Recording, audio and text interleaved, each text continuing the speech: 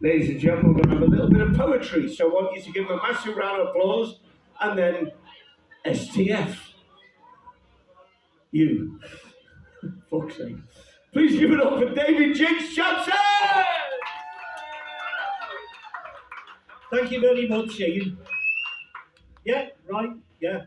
You're all a good-looking crowd tonight. I'm full of vituperation tonight. I'm exploring the English dictionary, so I'm full of vituperation tonight. This is called the favourite children at Eton and Oxford. When it came to getting in power, you did it on a cheat by seeking help from others for the left wing to defeat. Yet you stabbed them in the back as soon as you could, and I guess that's what you do to each other. I guess those in the know you would. Stealing fiscal policy to help you on your way, you brought in the bedroom tax, a stealth burden no matter what you say. How many suicides came from that change? Bitching and backbiting, that's all you seem to do.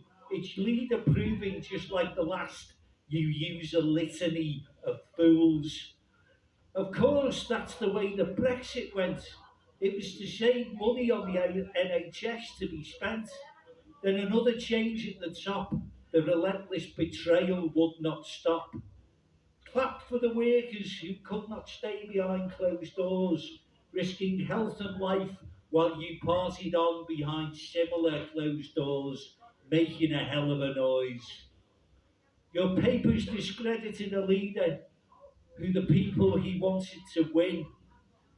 Financially, we are in the pits. Your deception causing workers to have fits, relying on food banks and cash handouts. Heating and light prices astronomical, that's what it's all about. Well, you've decided sufferers of anxiety to now give a clout, yet the election is coming and you'll try to decide where the left has most voters, borders you'll change and divide. For those who try to provide, and you start for others living at the bottom, those people by your policies forgotten. I see a reckoning is coming. And then the favoured children of Eton and Oxford, whose ideas have never quite fit, will see that the people have at last realised you're all just full of shit.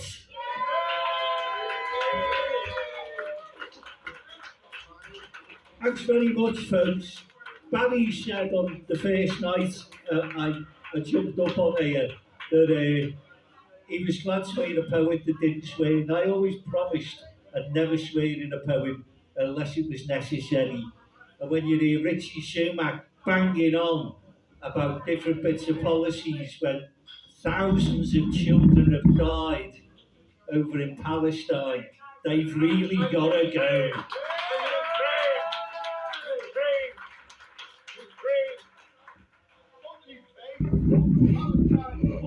Well, it's the same thing, isn't it? I mean, my grandfather, who was in World War One, lost his voice in the trenches, shell-shocked. He drummed into me as a child. Doesn't matter if it's Ukraine, Palestine, it's the same. Make war, no more. It's an old saying, it's a great one, should be used a lot more, and politicians should bloody remember it. Anyway, I'll leave you with this one, which is a bit sentimental now. Thanks for the approval of the last one. I'll probably be doing that a few more times before the election. But this is called Line in the Sand. Sometimes my feelings can be a bit bland. Wonder why I bother when I hold out my hand. Feelings should be buried, that's what the voice of my conscience says. If you have to explain yourself, confidence ain't there. But that boils down to who you've previously shared.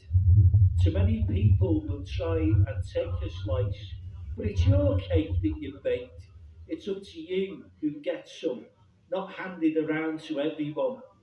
Put your lover first, middle, and last. Someone like them doesn't come your way twice.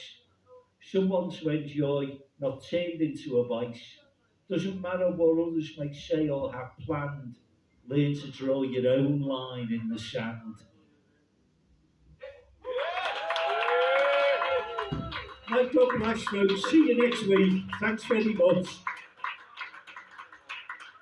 This fantastic gentleman was considering not even coming this evening. I'm so glad he did because he's a vital part of this club. Give it up for David Jinx Johnson!